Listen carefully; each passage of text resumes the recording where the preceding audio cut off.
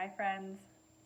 Today I'd like to share with you a little bit of information about contract contingencies.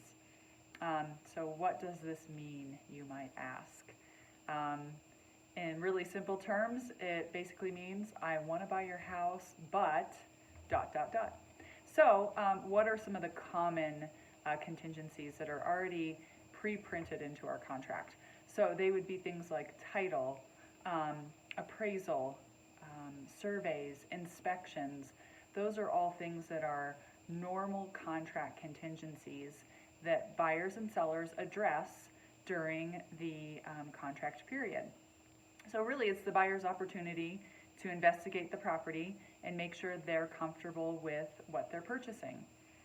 The one big contract contingency that can kind of be a holdup for all parties is if the buyer needs to sell another home before they can purchase their new home. So what does that look like? Hey, Mr. and Mrs. Seller, I'd love to buy your house here in Grand County, but I need to sell my house in San Diego, California before I can purchase yours.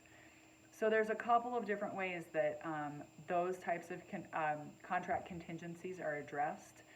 And the biggest way and the most probably fair and safe way for parties to address that is the seller would come back and say, great, Mr. and Mrs. Buyer, we'd love to sell you our house, and we're willing to wait for you to sell that home in San Diego, California. However, if another buyer comes along that does not have a contingent sale, a property they need to sell in order to buy ours, we reserve the right to go ahead and move forward with those buyers instead. So it's a way that we can keep a deal moving forward. It's a way that a buyer who needs to sell another home can go ahead and secure a new home in their new location. But in a lot of ways, everything is kind of out of their hands in terms of timing. So that's one of the ways we address that type of contingency. I hope this was very helpful to you. If you have any questions about contract contingencies, feel free to leave those in the comments below. I hope you have a great day. Take care.